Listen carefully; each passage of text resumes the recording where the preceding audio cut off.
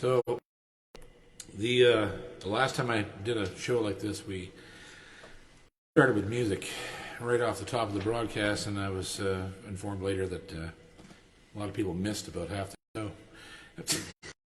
Didn't, but they missed half the song. Apparently, there's like a settling in time for these things, so I'm giving everybody time to settle in. How many's in there now? 8. Oh, there you go. Now we're talking. We're starting to pile in now, folks. So I don't know if the 8 people you got there through the way you're supposed to, whatever. This is our first time to do it on this platform. When we had so much to do another morning show, which was a crazy idea on my part. I decided I was going to sing that whole album from top to bottom when I hadn't done live for 24 years, or some of them I never did live. It was successful, and it really took off for us, and so we decided basically as many of the albums as we could live in order, and so this album here, Now That the Work Is Done, was released in 1999. It was recorded at Dave Gunning's little studio when he had the original Wee House of Music, right down in the middle of Pictou Town, and the technology we had then was, to say the least, primitive. That whole album was recorded on a series of ADAT recorders, which were basically videotape that they converted into multi-track system. And there's an arsehole in the studio here, but that's okay. I love them anyway. We have a bubble here on the road. Sometimes that's a fortunate thing, and other times not so much. But so we worked on this album for the better part of a whole, in the top floor of a little house in the town Pictou, where there was no air conditioning, 110 degrees in there all the time, and people would go into the booth to record and do their jobs and stuff and black out from the heat, and it was really a lot of fun. And tremendous musicians on this record. People like Dave Burton playing the drums and keyboards and singing harmonies, and Jamie Gaddy on the bass, and of course Gunning on guitars and bass and vocals. And Gunning and Burton sort of produced the album for me, and it was my first outing after Another Morning, so I was pretty happy to be out from under the thumb of an outside producer at the time. And but I came to appreciate Paul Mills' guidance about halfway through this record, because this album was busy. It was a big album, and the first song on the album, the title cut of the record, I wrote it during a time when the coal mines in Cape Breton were in the process of shutting down entirely. They were about to lose about 3,000 families were going to go out of work, and they shut everything down. And there had been closures before that, all down through the years. They've been closing the mines in Cape Breton, but this last massacre, it just the miners just sort of walked away from the whole thing, which surprised me. And so I wrote this, and for them. And a little known fact,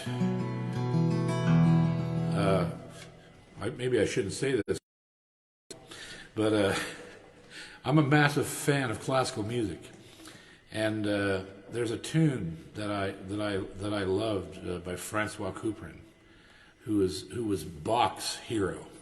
He was about 70 years before Bach, and he wrote a tune called Barricades, or Les Barricades Mystérieuses, and it was a very sort of romantic piece that I actually recorded that particular tune itself later on my banjo album. And I got the idea for the head of this tune from that piece and borrowed from it. So it's interesting where you get your influences from. But and again, I had heard Christopher Parkening, the classical guitar player, play that tune, and it inspired me, and that's where this riff came from.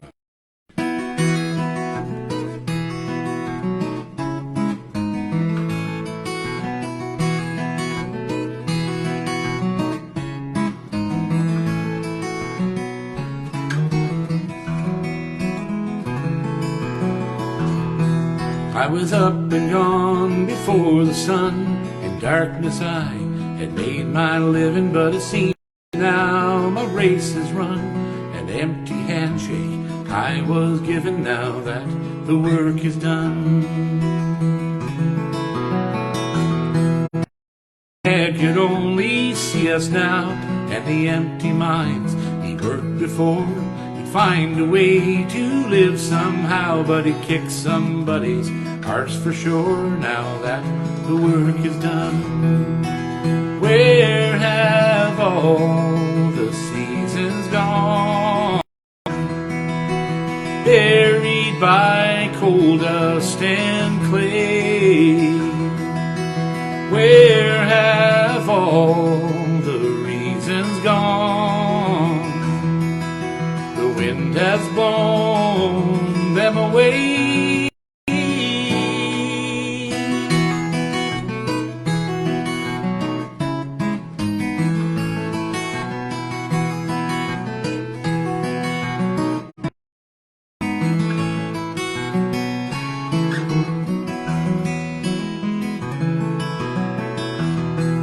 So it's westward now, Ontario.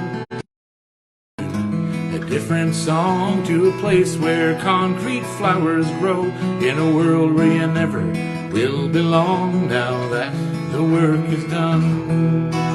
Where have all the seasons gone? Buried by coal dust and clay. Where have all my reasons gone? The wind has blown them away. I look into my children's eyes, Cape Breton's gone. There's only city and I'll ne'er again be underground until the day that I am buried now that the work is done. I was up and gone before the sun. I had made my living, but it seems my race is finally run. An empty handshake was given now that the work is done.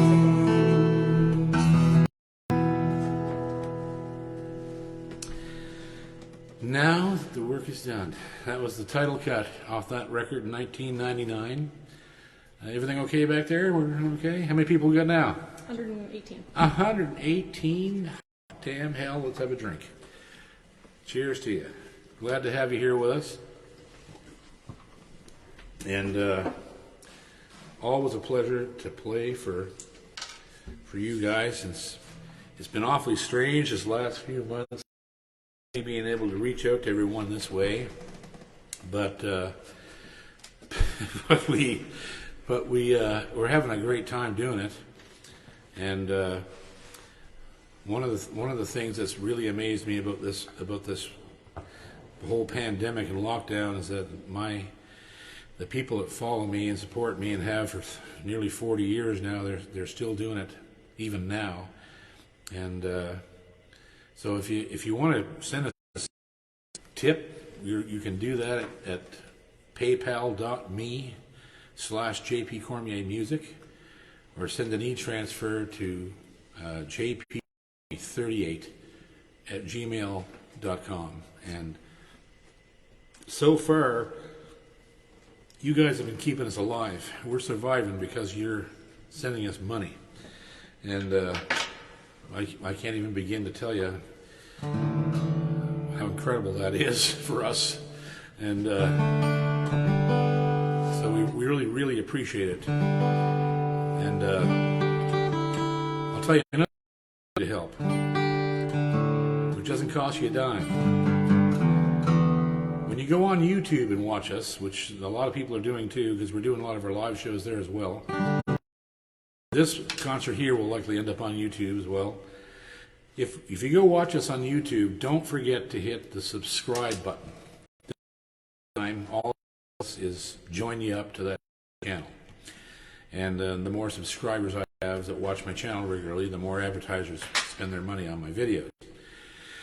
And believe me, it's helping. So we noticed the other day that like 80% of the people that watch my videos don't subscribe. So if everybody subscribed, I would have God knows how many people on there. So don't forget to hit the subscription button on YouTube and the notification bell, so that when we put something up, you'll get a notification that we're doing something either live or we're launching one of the other two series that we have, the Life and Music series, and there's a new series starting Wednesday called String Theory, which is going to be a question and answer live program about everything music.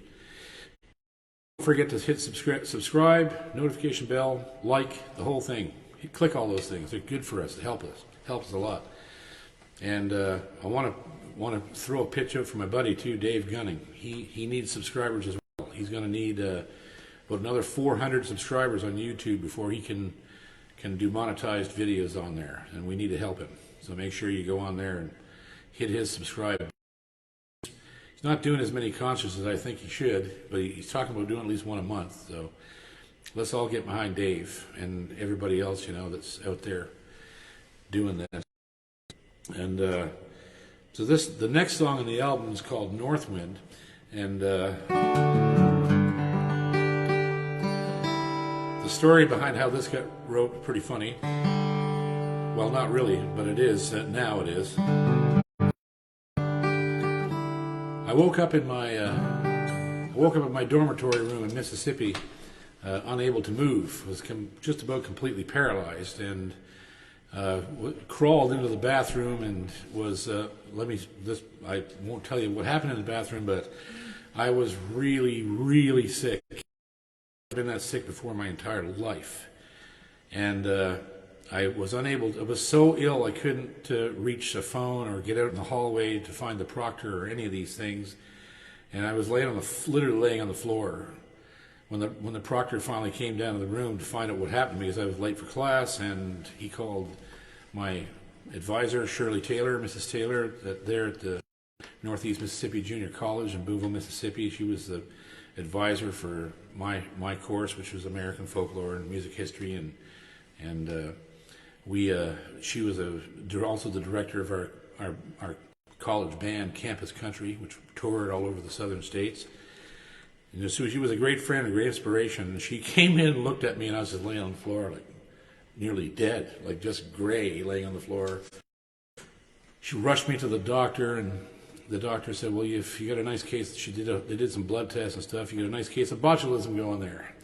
And turns out a couple days later, there was a bunch of people get sick off this onion ring batter at this local fast food joint. I was one of them. So he gave me a shot in the butt and sent us away and said, "Buy a flat of Gatorade and take him home, put him somewhere, drink Gatorade till he comes back, right?" And so she took me to her house, and she had this gigantic sectional couch in the living room that had like 17 parts to it, and you put them all together like a jigsaw puzzle, any shape you wanted. So I ended up sort of laying in the corner of this surrounded by couch, this 2-4 Gatorade beside me. And I was virtually out of it for about 2 days. On the end of the second day, I woke up, and she wasn't home yet from teaching, and I got up and crawled over to my guitar, which also ended up there.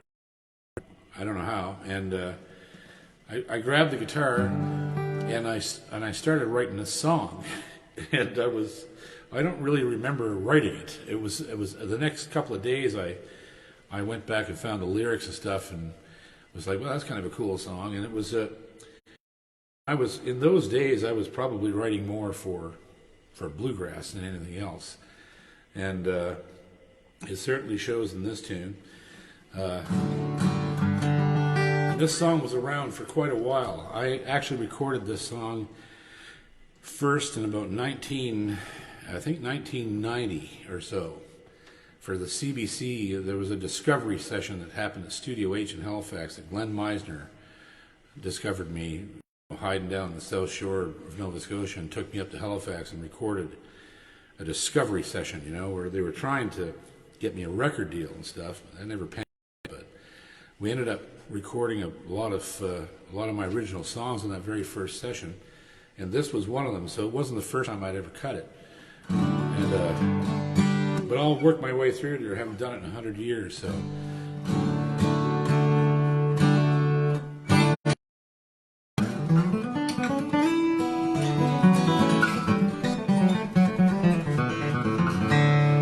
Woke up in the southern heat this morning. The sun was rising above the pines, reminding me of home. The seeds of loneliness were quietly born in. I know I've never felt so all alone. I drifted back to when I'd seen the place, and the blue-eyed girls waiting there, all alone like me. And I thought about my mama's Sunday cooking, but I know again her smiling face I'll see. Gonna ride the north wind to the next town I'll be gone. Yes, he's an old friend, and he never lets me down. Gonna ride the north wind, hanging around. Gonna get on board and I'll be homeward bound.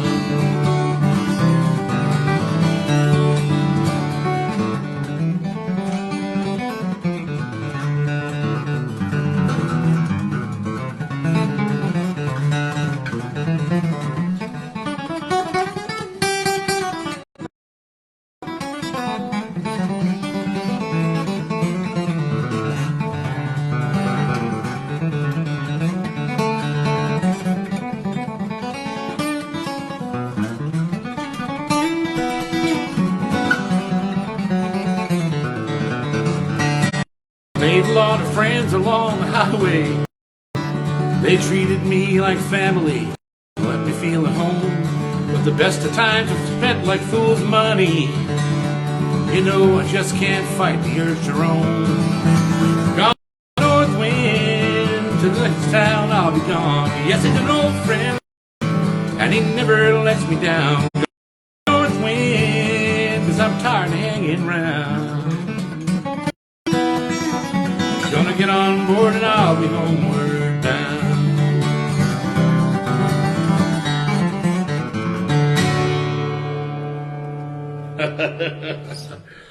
Good God, I haven't played that in a million years. I had a lot of in this stuff, I haven't done it in so long. And I sort of ended up almost doing arrangements that was to the way the day that I wrote these tunes than anything that was on.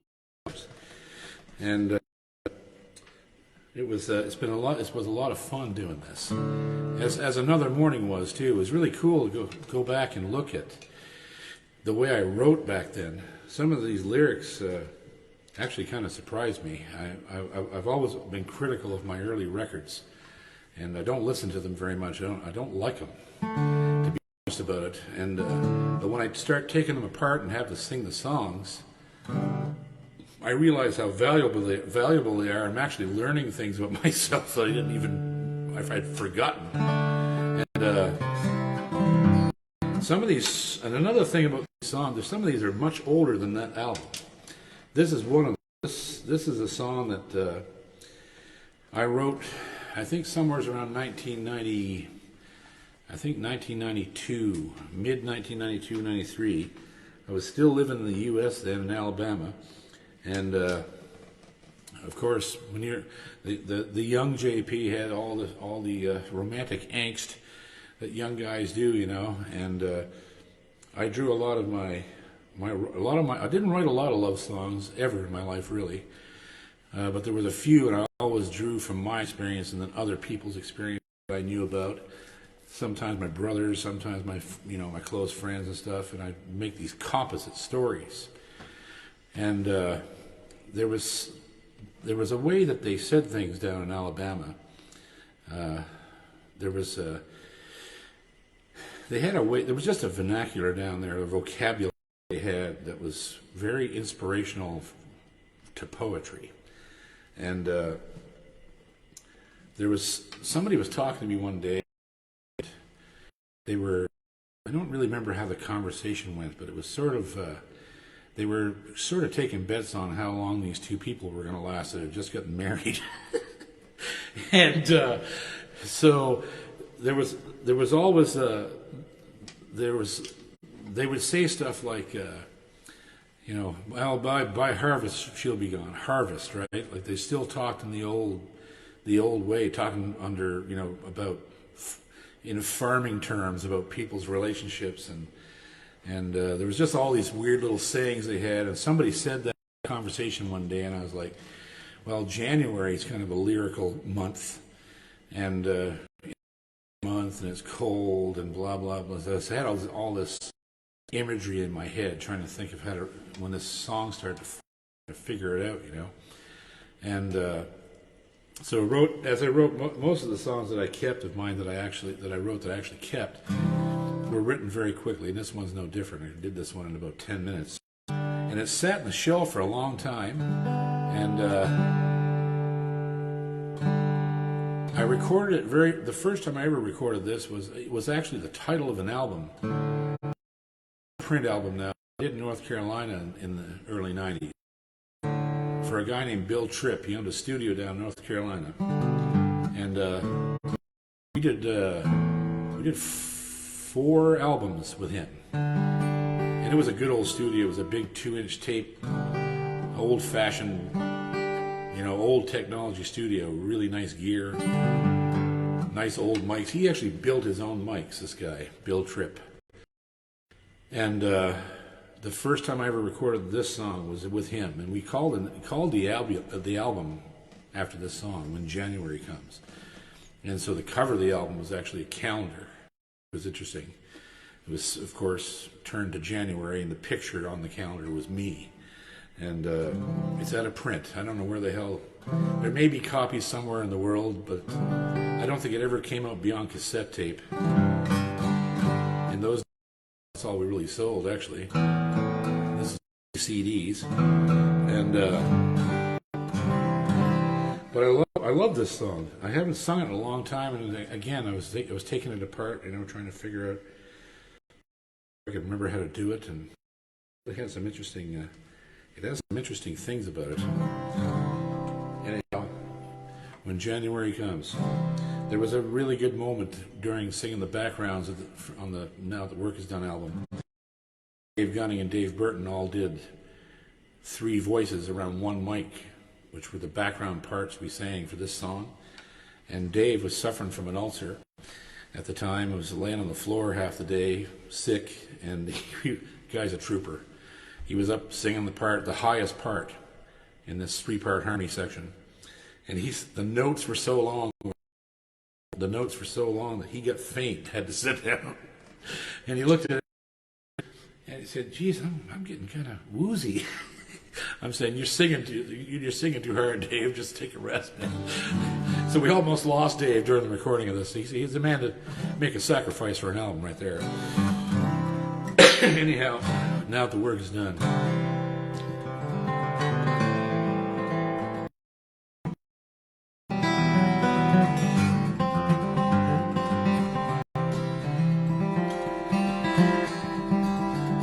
Against my better judgment and the words I threw caution to the wind and gave my heart away again. But the winter wind spoke softly as it moved, saying she will only break your heart and your love will never be. Springtime brought the answers to all my hopes and cares, and I laid the winter wind to rest. Her love was shining there, and I somehow had forgotten the words he'd said to me. There's no way a love so perfect could be anything but free. Pain said the wild wind is all she'll leave behind, and in the end you'll be the lonely one. Beneath the summer sun, she'll make you think her love is strong. But when January comes, she'll be gone.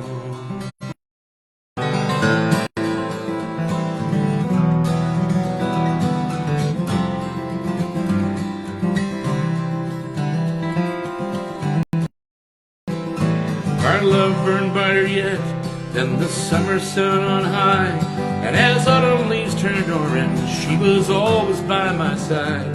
She said, I will never leave, just you wait and see. Forever isn't long enough to keep you here with me. But December brought the snow again and all the bitter cold, and I saw the flame was dying and her heart I'd never hold. She tries hard to deny it, though I see it in her eyes. Last night she said I love you, but it sounded like goodbye. Pain said the wild wind is all she'll leave behind, and in the end you'll be the lonely one. Beneath the summer sun she'll make you think her love is strong, but when January comes she'll be gone.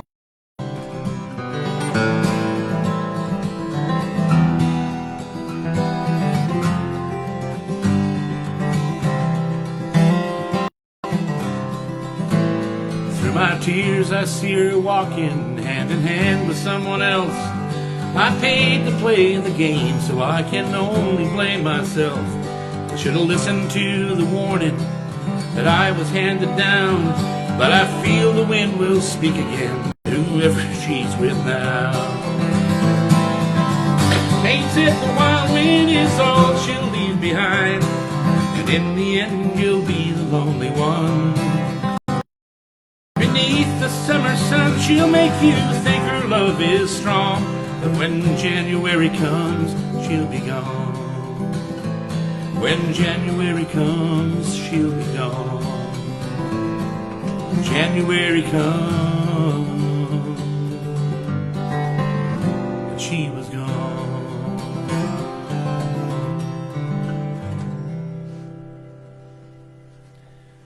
Yeah, wow, that's an old song. Old. And yeah, so I'm going to change guitars. You might notice that I have a trio of instruments here tonight, and they're all courtesy of my good friend Robin Boucher. He built this guitar for me. This is a very special instrument. It's one of his OM body guitars, but the real spectacular part is the wood in it. It's built out of cocobolo, all bound in maple. I call her Tarzan because she's got lots of, she's really, yells really loud, and it's full of exotic wood. Put dice on the fretboard that on the dice are actually my birthday, which is really cool. So thanks to Robin, and I have a large collection of his instruments, and I wouldn't part with them for $1 million. And so there's that one. I'm going to dig out another one here that I'm particularly fond of. I call her Yogi. She's a triple lock guitar, 12 fret triple lock guitar, all made of rosewood, and she inspired the J.P. Cormier signature model, which came out last year, and basically same body size except with a cutaway. And but I love Yogi. I haven't been playing my signature model for a while. Just giving her a rest because she took the tour with me that I was on just before the pandemic struck, and so yeah, I've been giving her a little bit of a breather. She's been resting here in the studio for a while. I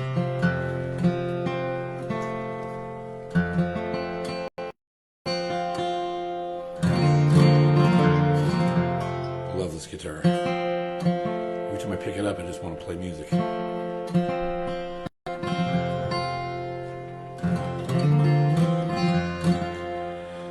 Now, this song here is also from an older stock, much older than.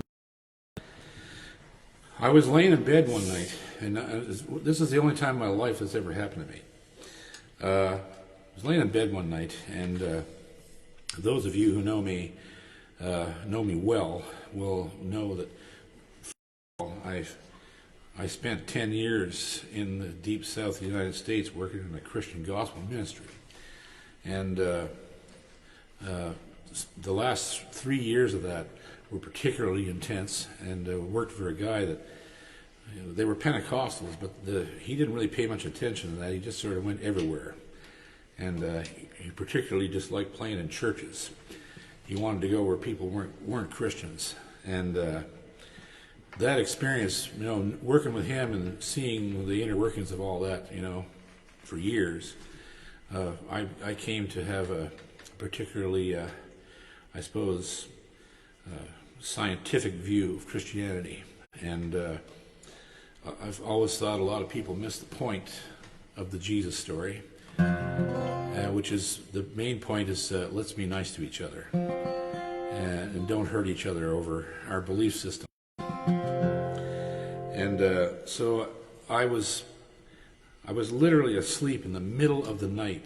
I was staying at a guy's place, and in Alabama, we were opening a music store in Demopolis, a little town in Alabama, and I was staying at this guy's place. We were up all day, guns and having barbecue and building this music store, and at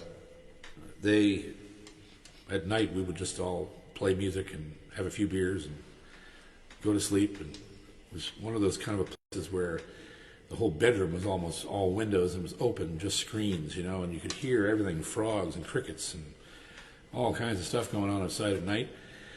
And I woke up in the middle of the night and sat up on the edge of the bed, and the moon was coming all down the side of the house, and it was dead silent outside. It was the weirdest that ever happened to me. There wasn't a single movement of anything. For a minute I thought I was deaf. It was that quiet. And I had a pad of paper beside the bed, as I often did, as I was always writing down things and ideas. And in the dark, I grabbed that pad of paper and wrote all the lyrics of the song. Didn't even know what the melody was going to be. Just wrote all the lyrics, and it became a song. And it's actually one of my favorite songs I think I ever wrote. It's had a few different incarnations. It was recorded at Bill Tripp's place initially. I think on an album. It might have been on an album called Lord of the Dance, which was a gospel album that I did that featured a song, right? And but anyhow, it was recorded there, and then it got recorded on Now That the Work Is Done. And an interesting fact, the trio that came out of New Brunswick, Now That the Work Is Done, is the last time they ever recorded. They came down to sing harmonies on this song and a couple other ones.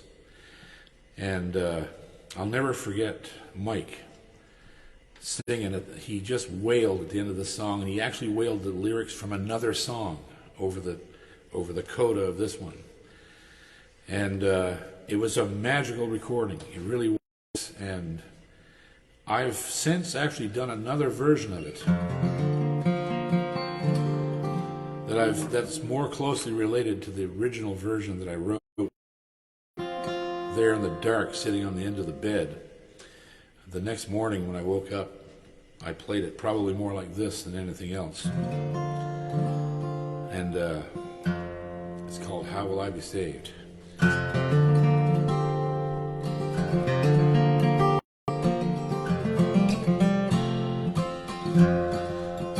I am the gambler. I made my fortune with a deck of cards. I play the rambler. I'd steal your silver with an ace of hearts. But now my memory, like my hair's turning gray. All I won gave the best of me away. How will I be saved? Ooh.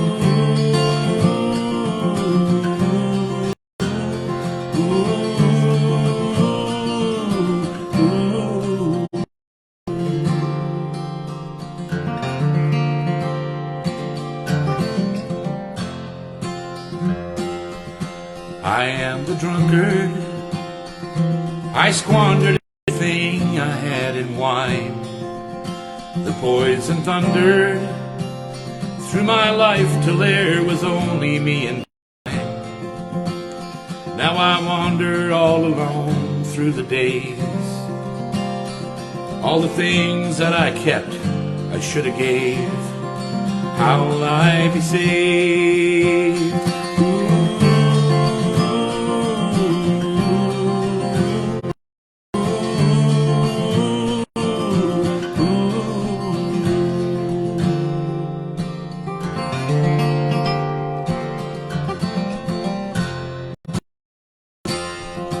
I am the fighter. I settled each dispute without a word. With fists of iron, no man could stand against me when anger burned. Now the price of rage is what I cannot pay. All the friends that I had, I pushed away. How will I be saved?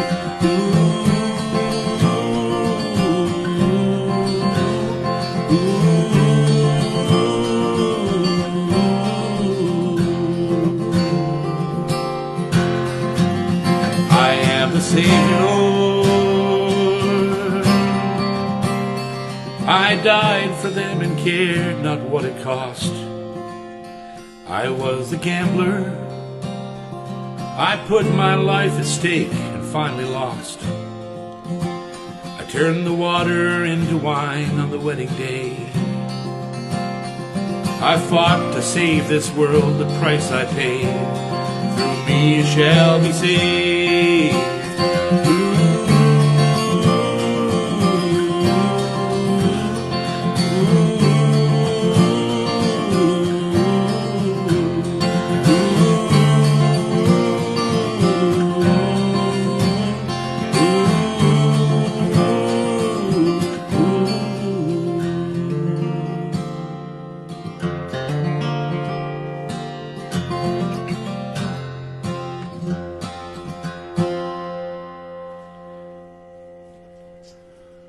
How will I be saved?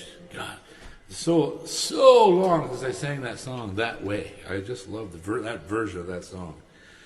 I like the other versions too, but there's something about that version just freaks me out. And how many people we got now? 123. There was some issues with signal. So some people had to leave and come back. I see. Well, that's okay. We'll just keep right on going no matter what happens. And hopefully we're coming through all right. If you want to hit our virtual tip jar, we appreciate it so much. It's keeping us alive. PayPal.me/JP Cormier Music, or you can do e-transfers to jpcormier38@gmail.com. And we really appreciate it. And everybody's been so kind to us. And we can't thank you enough for it. Now this song here, I've been catching shit over this song for so long that there's been times when I wish I hadn't wrote it. And the reason being that I've never done it live. And people have been really angry about that. And I didn't know, it was just one of those songs that, to be quite honest with you, I have a serious memory problem. My brain can only hold so many lyrics, and then I forget another song. And this song is so lyric heavy that I tried to memorize it over the years, and I just couldn't do it, and I was so scared to forget parts of it which would destroy the story, because it's a story-driven song, no question.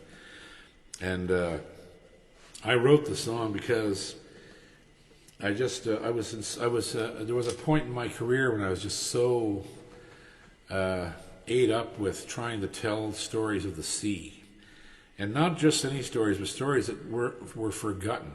And so I grew up around the South Shore, and of course my people were all from Cape Breton, and the South Shore of Nova Scotia has a very large number of mariner mythology and legend.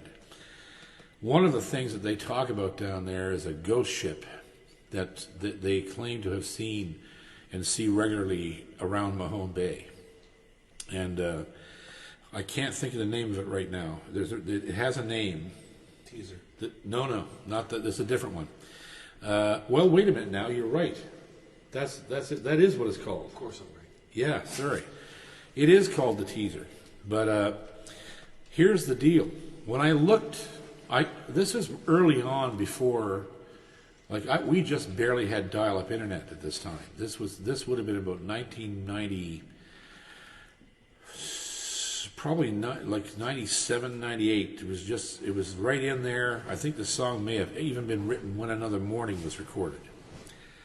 So I went online to find information on the teaser, and instead of finding the teaser that they talk about in Mahone Bay, which is supposedly this ghost ship that comes into the harbor every year that's on fire, I found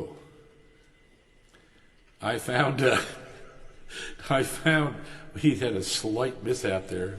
The camera person is stoned. And no, she's not. She's all right. Is it okay now? What was that? I don't know. Just seeing if you're watching. You watching? How many people's on there now? Same. Damn it. I thought that would draw, call your friends and tell them the cameraman's drunk. Okay, so anyhow, when I went to look for this teaser, instead of finding the boat from Mahone Bay, I found an actual newspaper story, and in the archives in Liverpool, Nova Scotia, of a real boat in, I think it was possibly the 1910s or 20s. I think the gimbal died. Okay, the gimbal is dying. Looks like we may have to go totally handheld here, folks. It should be all right. Are we going to do it? There we go. Gimbal has died. Yep. So, anyhow, we're not taking that long, are we? When I went on there, I found another boat called the Teaser, which also was a ghost ship, and it was a real one. What happened, and I even used the real names of the crew. All the information was in these old news clippings. These guys went out with the whole fleet, and they were in the ocean, in sight of other fishing boats, within a mile or so of other people. And this freak storm hit right on top of them. And the first mate and the deckhand were lost. And the captain was washed overboard. But he somehow got a hold of something and managed to float to shore, kicked his way to shore. And the boat was then seen under full sail, sailing willy-nilly all over the place. There's nobody aboard it, nobody to steer it. And so no one would go near it. They were terrified of it because two men died in the wreck, or whatever happened to them. And the captain was, I don't know what happened. No, he just fell out of history, probably because he abandoned his ship, but I don't think he meant to. And so it was a really, really spooky story, and it was completely 100% true. So the lyrics in this song, most of the lyrics in this song almost come directly from the news articles, which is it's just fascinating. And but unfortunately, so many of them I never learned to do it live.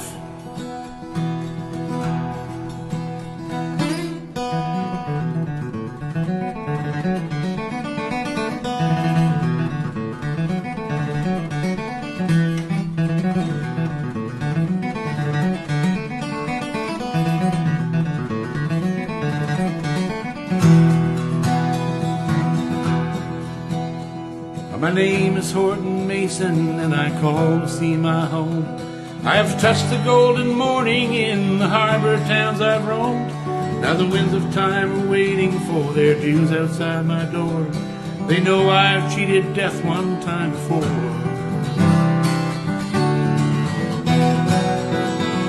It was early Friday morning in the winter we set sail, with Freddie Thorne and Myron Lennox hard against the rails. with the fickle winds of January smooth against her bow. It seems that I can almost feel them now. But there's no one left on the teaser now, though her ragged sails trap the harbor gales. And there's only me who has lived to tell why her spirit haunts these waters at the close of day.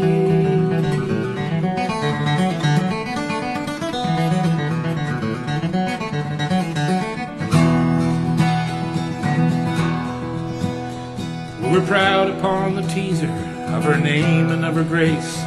I was 20 years her captain, and old Thorny was my mate. But Lennox was a family man who never sailed before. 5 children and a wife he left ashore. Brown's Bank was the first place that our nets would touch the sea. Looking from the wheelhouse I saw Lennox smile at me. But then the winds broke loose, straight from hell they must have came, and I heard Lennox screaming out my name. Well, there's no one left on the teaser now, though her ragged sails trap the harbor gales. And there's only me who has lived to tell why her spirit haunts these waters at the close of day.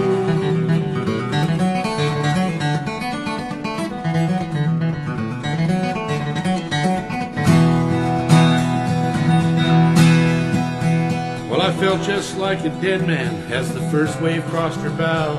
And as the rigging started freezing, I started wondering how we would ever live to see again the morning harbor tide, and Lennox through the dory overside. Well, I rushed down from the wheelhouse as Lennox made his dive. But by the time he hit the wash, the dory was capsized. With nothing left to cling to, he met my tortured gaze, and Lennox slowly slipped beneath the wave.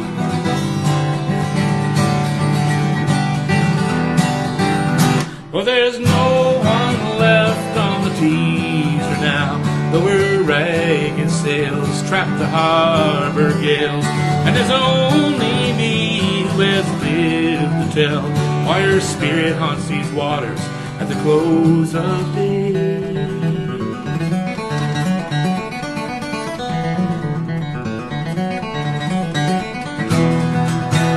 Well, I stumbled to the port side where the other dory lay, and I found old Freddie Thorne there with the thing almost away. But then the ocean rang again with murder in her song. I looked again and Freddie Thorne was gone. That's exactly how it happened, and until my dying day, I'll never know why I was spared and the others swept away. Now the teaser's drifting empty, with death beneath her keel, and the souls of those assailed her at the wheel.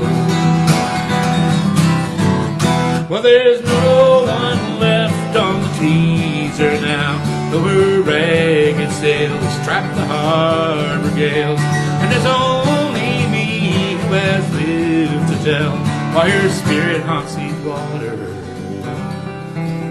why her spirit haunts these waters.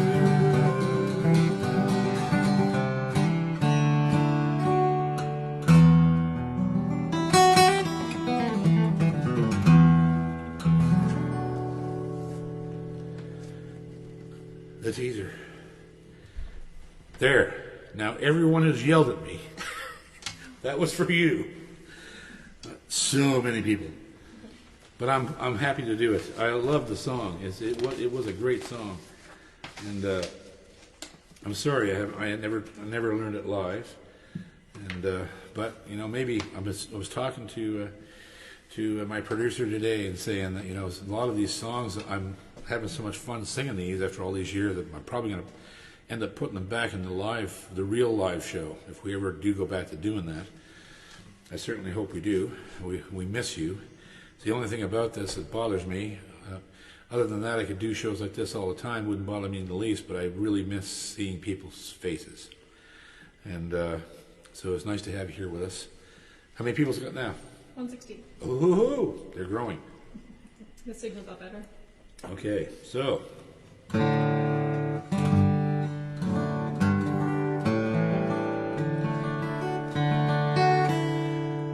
This is a song I've always loved what they call, well, they call them a lot of things. In Americana, they call them murder ballads. And there's some really famous ones, like the Knoxville Girl, Banks of the Ohio, Lily of the West, just all these songs where the jealous guy kills the girl and he gets caught and he goes to jail and blah, blah, blah, right? So I was determined to write a new murder ballad. And I don't know where I got this name from. I can't remember now. I probably got it out. I got a lot of really... I remember writing a song called Amelia years ago, and I got the name out of a John Saul horror novel. It was the name of the ghost, this child ghost in the book, and I wrote that, and it was such a cool name. I was like, it just inspired me, and I wrote a song called Amelia. So this woman, I don't know where she came from, or I was probably reading something, or it could have, it may have come from something as innocuous as a tune that a lot of banjo players and fiddlers play called Angeline the Baker. But the name Angeline was like, wow, it's so lyrical.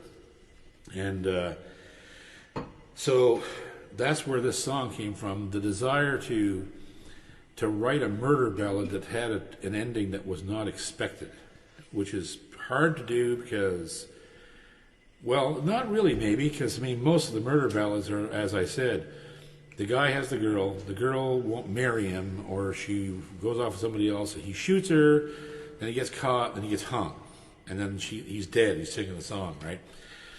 And that's what most murder ballads are like. And so I wanted to write one that was different. So I put this one basically in the Old West, as some of them are. And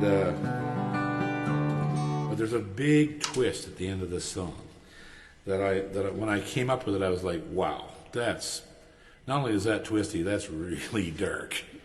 And I managed to kill 3 people in the song, which is it's a you know, that's what you're going for when you're a folk writer. It's body count only. Me and Dave have killed more people than Charles Manson. Like, it's crazy. And so we talk about that often, how many people die in our songs. We're not happy unless somebody perishes, you know, at least once.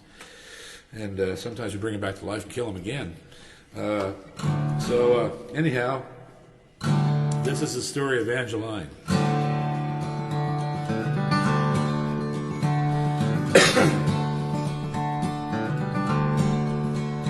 Well, she came down from the north, where the mountains meet the sea.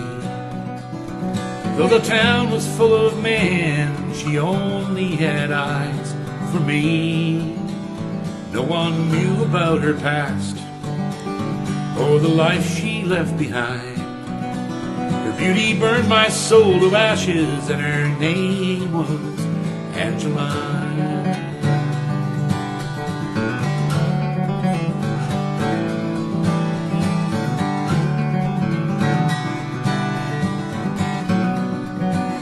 As the winter slowly died, to be born again as spring, I offered her my name and my grandmother's wedding ring. So she cried and swore her love would set our spirits free. But something else beneath her words has always haunted me. 'Cause Angeline walks by the river all alone, and she don't come back till dawn. She gives all, takes all that I have to give her, and when the midnight comes, she's gone.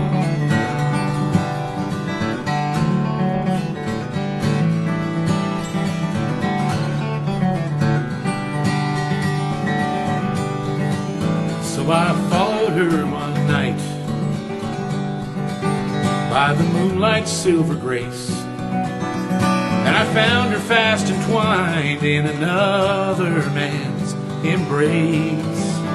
So I hid there out of sight as she came back along the road. And I pulled my pistol from my hip and ruined her cheating soul. Well, I knew that they would find the evil deed that I had done, and a man who's fleeing from his guilt has nowhere left to run. So I rode right into town, and I found the sheriff's son. I said, take me to your father, and I handed him my gun. 'Cause Angeline walks by the river all alone, and she don't come back till dawn. She takes all I have to give her, and when the midnight comes, she's gone.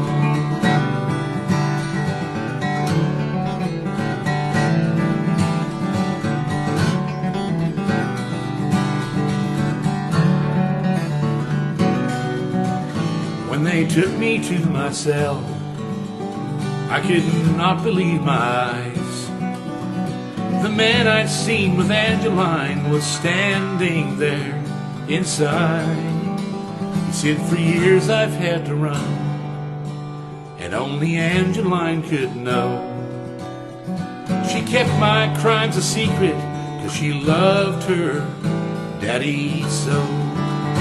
Every night she'd steal away to the place where I was camped, to bring me bread and talk about the wedding you had planned. I only wanted things for her, that's why I turned to robbing banks. But now my little girl is gone, and at sunrise we'll both hang. Angeline walks by the river all alone, and she don't come back till dawn. She takes all I have to give her, and when the midnight comes, she's gone. She takes all I have to give her, and when the midnight comes, she walks through the corn leading down to the river.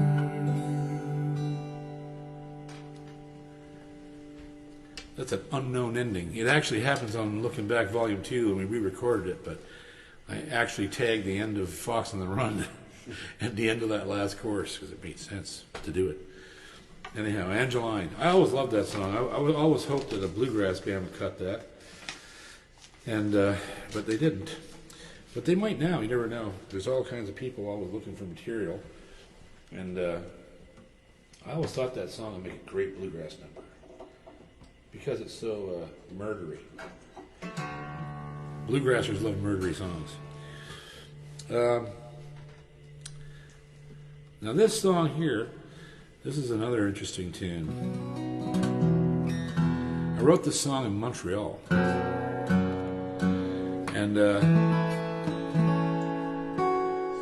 I can't remember who was playing bass with me. It might have been Gunning. As a matter of fact, I think it was Dave. We were playing, I think, our very first time at Hurley's, and we had done the first night of Friday night. I think it was a Thursday, maybe it was a Thursday, Friday, and Saturday night, and it was a big deal to us because we had never played in Montreal. I'd never played there before, not on my own. You know, I'd been there with Stompin' Tom and a few other times, you know, with playing with other bands, and so I was quite excited to be there as a featured artist, even if it was an Irish pub. It was a big pub. I don't know how many people it held, 500 people in there, and so we went over and we did the first Thursday night, and the next morning we got up and left the car in the garage, and we started walking around looking for breakfast. We found a place, and yeah, it was Dave. Dave had to go to the bank. So we went to the bank machine, which was across the road, half a block away. And as we passed by this restaurant, we seen a guy with this kind of a ratty old kind of 10-speed bike, and he had a hat out on the ground, and he had pennies on the sidewalk, on the cobblestones of the sidewalk, and they were in the shape of a heart. And I was really kind of moved by this guy. He just caught my eye, and I was like, what does this mean? And he looked up at me, he said, "Give with love." And that's all he said. And he just smiled at me, and he looked back down at the pennies there. And it blew me away. I don't know. And the weird thing was, we went into the bank, weren't there maybe 90 seconds, 2 minutes, 3 minutes. Come back out, he was gone. And it was a rather elaborate setup he had, but he was gone. He had taken the hat, the pennies, the bike, backpack, and we couldn't see him anywhere. He just disappeared on us. And it moved me so much, I wrote this song. And this actually became sort of the character in this song was based on him and that moment I met him. But it's also based on some other homeless people that I knew in my lifetime that were incredibly inspiring. And so this is for all of them. Just a drifter, no one knew where he was from. Only a hobo, maybe lost or on the run. Every morning by the diner he'd sit down, and he'd lay his empty hat upon the ground. Every penny that he got he'd lay out neatly in the shade of a heart. He'd whistle sweetly some old song he'd heard at church long years before, back when Lady Fortune smiled upon his door. You can find them there on Mondays on the sidewalks of despair, after all the weekend people had gone home. Yet with love he softly cries to the strangers passing by, and makes his penny hearts upon the stone.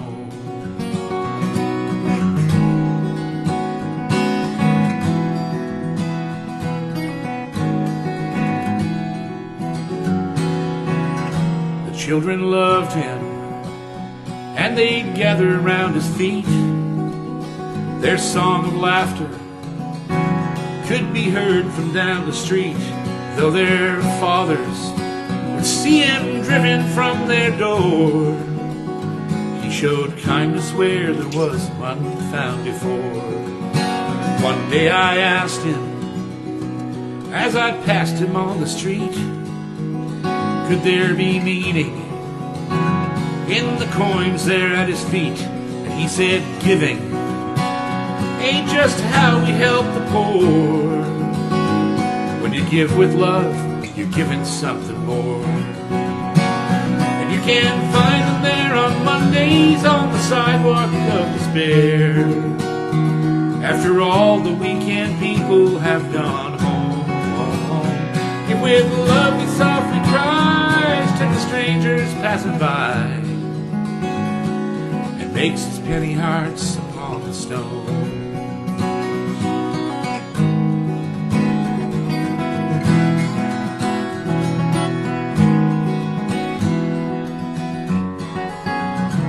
Now the snow flies, and my old friend is come and gone.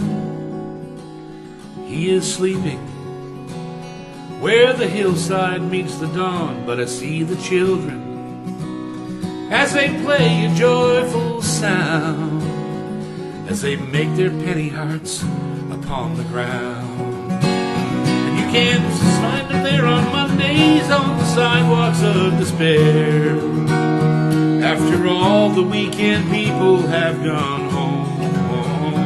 Yet with love he softly cries to the strangers passing by, and made his penny hearts upon the stone. He gave his love to you and I, and all the strangers passing by, forget those penny hearts upon the stones. I'll not forget those penny hearts upon the stone.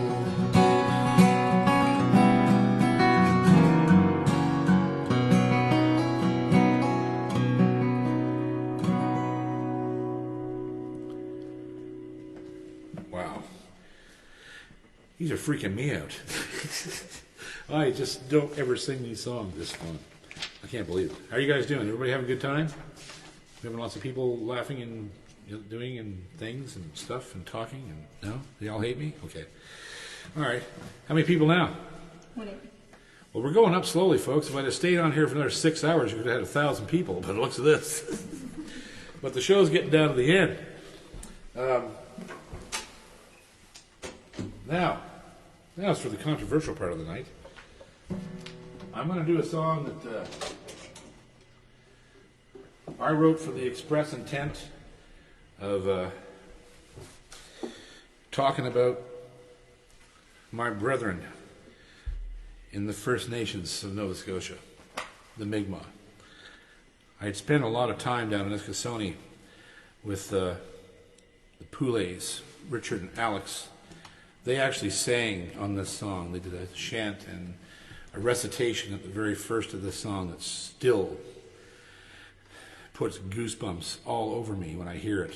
Alex, who rests his soul, died from alcohol. And he was a great man. He was a great man. He was one of the most amazing human beings I ever met, and his cousin Richard, right along with him. And thank God we still have Richard with us. And I remember going down to Eskasoni in about 98 or so, and they were having a benefit there in Eskasoni to put a new foundation under their church because it had literally fallen and the church was leaning, literally. So they were trying to get enough money together and they had a big benefit concert. And sadly, I was the only white man that showed up to play there. And I must have been on stage for 4 hours. And I just kept I kept piling I had 10 or 12 CDs at the time, and I was packaging them together, and we were auctioning them off in the back, and I just kept giving them packs and packs and packs and packs, and we raised a ton of money. And at the end of that performance, one of the elders came out with Alex and one of the other band council came out on stage, and they gave me a wooden box, which is actually in this room right now somewhere. I don't know where it's at, but it usually is around here. And inside that box was an eagle feather, and white men aren't supposed to get those. And it not only was an eagle feather, it had my name, JP, was beaded into the shank of the feather, and in a handmade wooden box. And he gave it to me, and he said, "You're now an honorary member of the First Nations here. And you're entitled to everything up to and including our traditional burial, where they put you up on a platform and burn you if that's what you want." And it was the most moving thing that ever occurred in my life, and I couldn't believe it. It was to me, these were just really great people. And I had been down there and gone into the sweats there in Eskasoni, and I took Alan Arkin, the actor, down there to go into the sweat, and he lasted longer than I did. And he was, as far as I know, the first white guy ever lasted through 4 rounds in the sweat there. And it changed his life. As soon as he left there, he came because he was depressed over his marriage breakup. And he called me and he needed help. And so I took him down there. And then when he left there after the sweat, the following year he won an Oscar. His whole life changed from that. And he told me that. He said, "That changed my life, meeting those people and going in the sweat and talking to my elders, my past elders, that are no longer with us." And you see all kinds of things in those lodges. It's incredible. And so I wrote this song for 2 reasons: to talk about the people that made Cape Breton possible, which were the First Nations people who saved the French and the Scots and all the people that landed there with nothing. And the Mi'kmaq came, and they taught these people how to survive there, how to hunt, how to fish, how to do all these things, and protected them and offered them all this welcome, you know, and only to have find themselves later on reservations where they couldn't expand, and their children put into schools, residential schools, and all these other horrible things that happened. And I wanted to write it from the perspective of the island, which I thought was an interesting idea. So this song is the island speaking to you. And I thought for sure, you know, the chorus of this song was pretty innocuous. I thought maybe they'll use this for tourism, you know, it could become the theme for the island. And but they never did, and I know it was because the rest of the song was a bit political. So, but I stand by all the sentiments in this, and I send this out to the First Nations and all my Cape Breton people. They know the truth.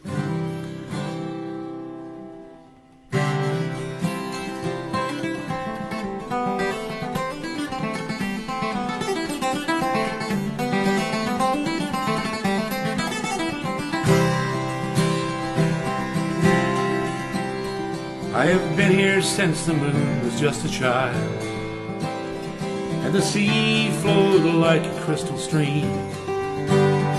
The trees grew strong upon my mountains wild, and the sky was the bluest you ever seen, bluer than the sky in an eagle's dream. To the Mi'kmaq Unamoggy was my name, and they lived here in peace upon my shores. They showed compassion when the white man came, but the white man remembers no more what the firstborn nation did for him before. I am ancient and forever, and I call my name Cape Breton. I have watched 1,000 seasons fill the beauty of my shores. The hand of God has touched me. If you're quiet, you can hear him as he wanders singing quietly in the hills beyond your door.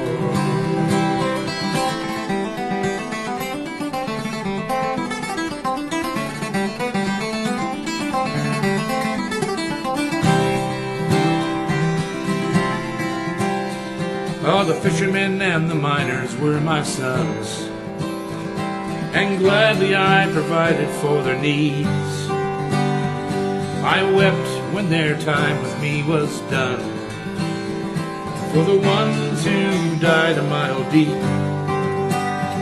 and the men who gave their lives out in the sea.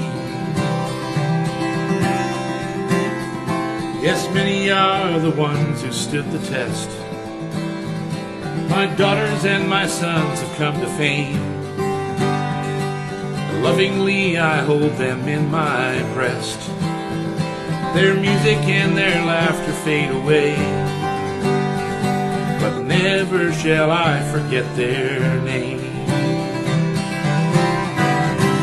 For I am ancient and forever, and they call my name Cape Breton. I have watched 1,000 seasons fill the beauty of my shores. The hand of God has touched me. If you're quiet, you can hear him as he wanders singing quietly in the hills beyond your door.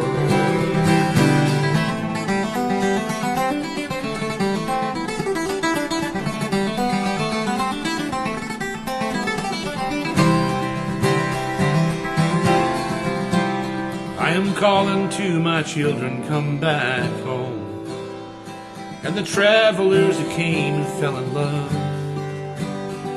I'm waiting here to heal your heart and soul, while the eagle soars high above, carrying the Micmac's prayers to God. For I am ancient and forever, and they call my name Cape Breton. I have watched 1,000 seasons fill the beauty of my shores. The hand of God has touched me. If you're quiet, you can hear Him as He wanders singing quietly in the hills beyond your door. Yes, He is wandering singing quietly in the hills forevermore.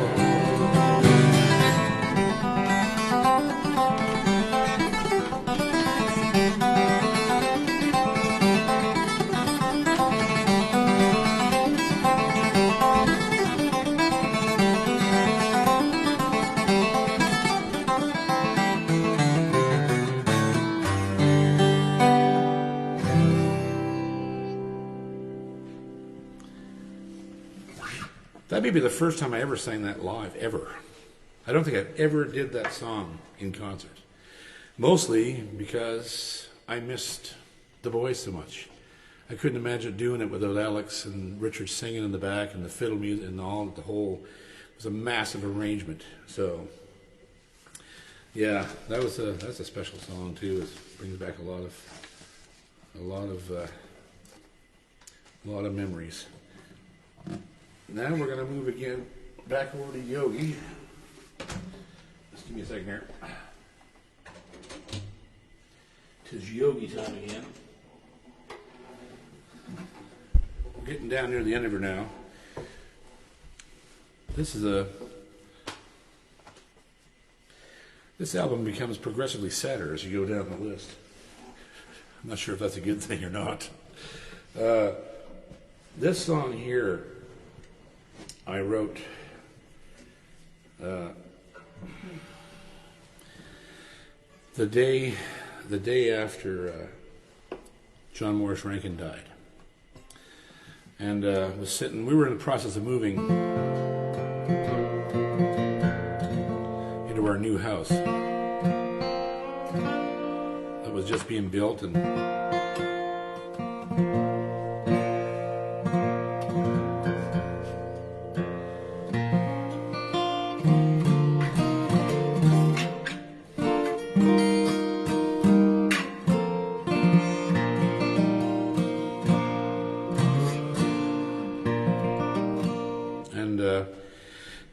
yeah, so that's where this song came from.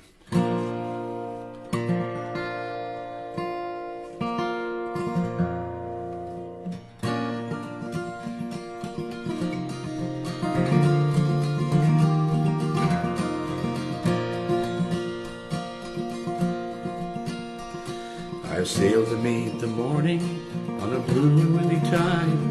I have given freely of my heart. I've lived and laughed and cried. I've watched the winds of summer on a great September day as they flee into the mountain far away, far away, to a place where there's no winter, far away. On the wings of hope they're carried to a bright and shining day. There's a time when I will follow far away.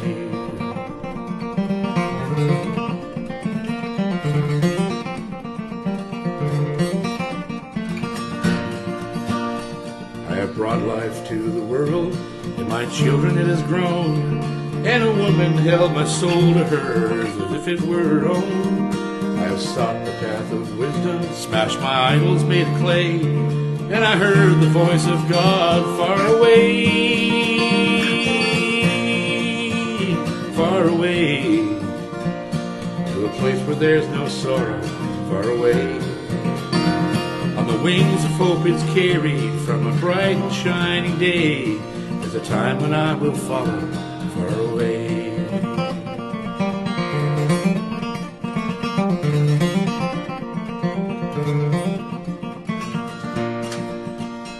I have cherished all my friendships, they have made my life complete.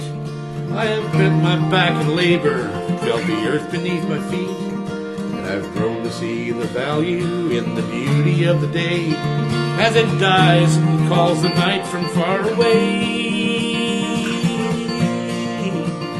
far away, from a place where stars are shining, far away. On the wings of hope it's carried to a bright and shining day. There's a time when I will follow far away.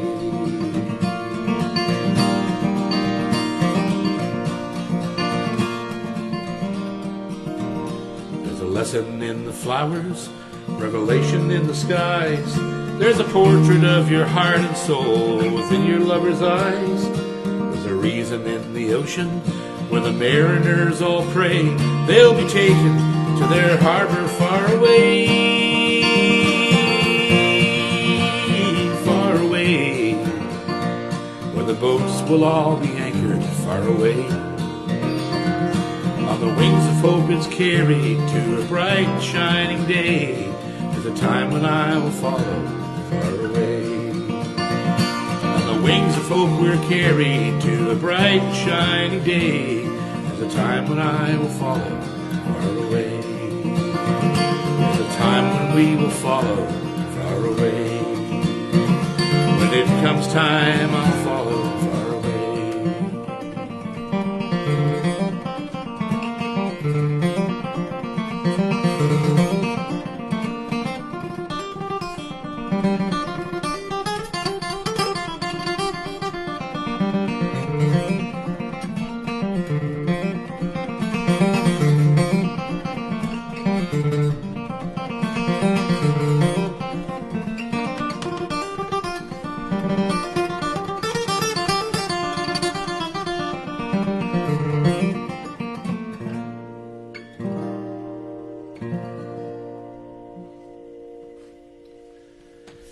Far away. Another tune that the people I had on this record were just incredible. Kieran O'Hare, piper from Chicago. I don't even know where he lives now. I think they might live in Portland, Maine. But he played the whistles and the Uilleann pipes on that record, and he was just absolutely stunning. And he's the best Uilleann piper I think I've ever heard in my life, anywhere on the planet.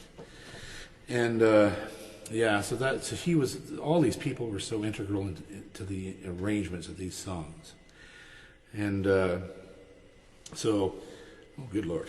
So we're down to the last one, and it's a slow one. I'm sorry, but I don't know why I would have chose to do that, but maybe. Well, there's a ghost track on the original. If you're paying attention, you've noticed I've skipped the instrumentals, and the reason being is that there's just no way to actually do them live, because I was playing like 25 instruments on those cuts. So I'm going to service that idea later on by I'm going to build some bands here in the studio that I can actually play live with, and so we're very seriously considering doing Primary Color as a live concert, which will be, I'll build my own background tracks and play that whole album in order from start to finish. The two instrumentals that are on this record, or is there one or two? There's one. Haslam's Castle. Yeah, that was a very big production, and a lot of players on it. Hilda was on that, and Dave Burton, and Gunning, and Kieran, and me, and Jamie Gaddy, and Russell Soller. Russell Soller, one of the best banjo players on the planet, from Moncton, New Brunswick.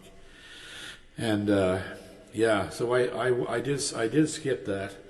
But I'm gonna sort you out later for instrumental work. So I'll leave you with this. I know it's a sad song, but it's actually there's part of this song that's not that sad, because it's about home, and things happen. And right now, home's more important than anything else we can possibly imagine.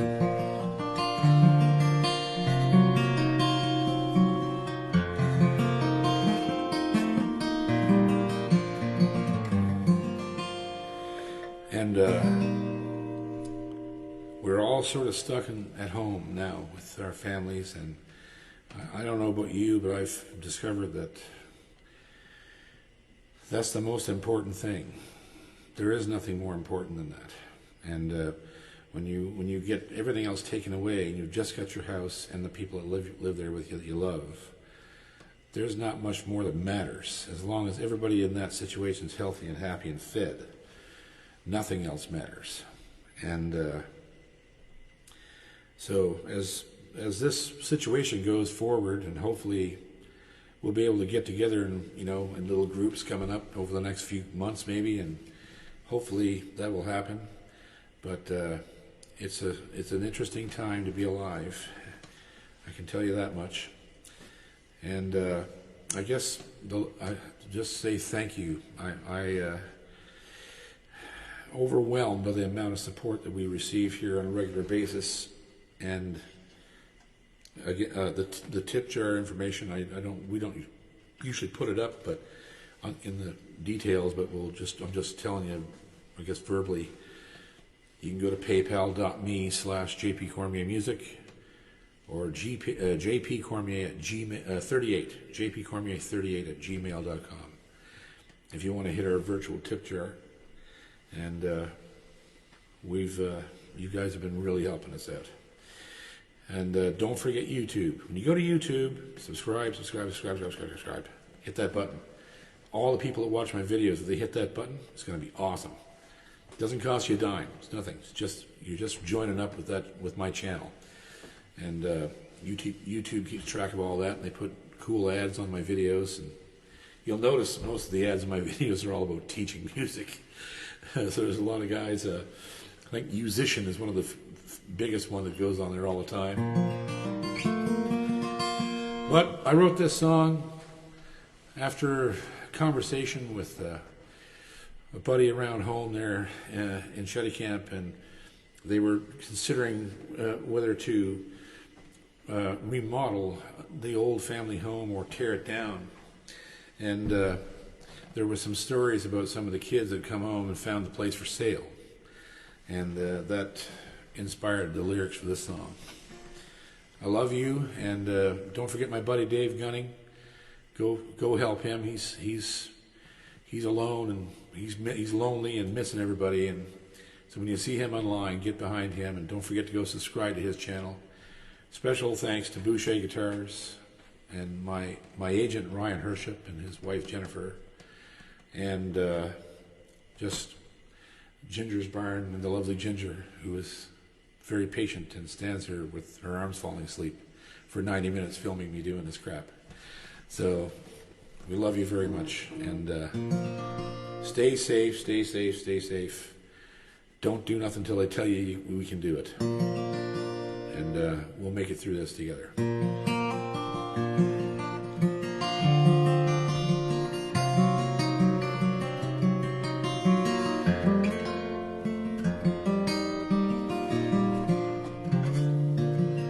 Down a long and dusty highway, I made my way back home to the only place I rightfully belong. But I find the homestead boarded up, my friends and family gone, and a sign that says for sale on the lawn. Well, my grandpa built this house himself with his own hard-working hands, and it stood the test of time, much to his pride. A sparrow came and made her nest high among the eaves, but she flew away the day that Grandpa died. And the town still lays before me like a river made of jewels in the darkness of the valley far away. But the lights don't seem to reach up here to the eyes of crying fools who believe that all good things can never change. So the candle in the window will never shine again. Not a welcome will be spoken at the door. And the ghosts of golden memories all wait to be let in. But the key I got don't fit this lock no more.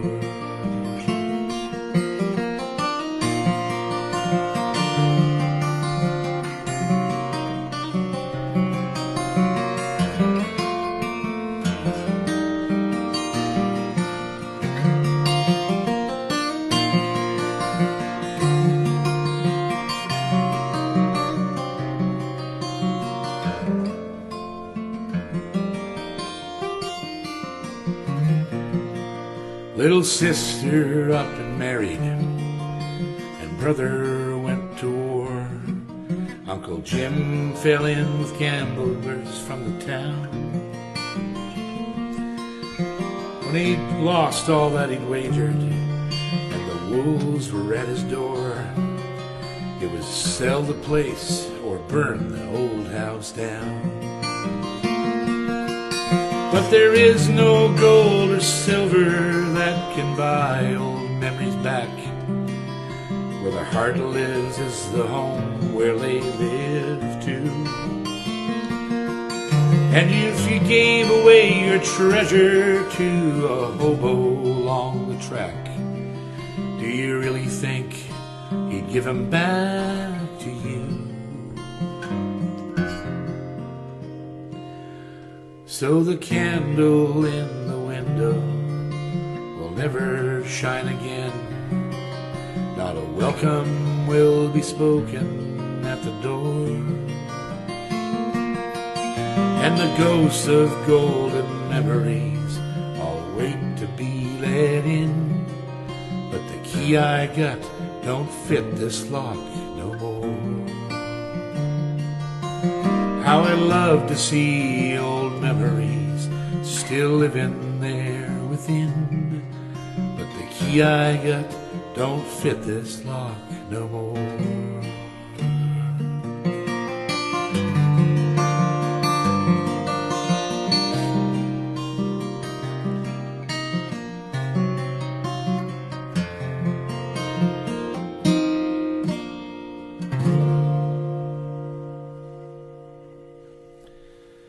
Thank you and good night, and God bless you, and I hope you're safe and happy wherever you are, and I appreciate you being here. We'll see you again next time. Hang in there.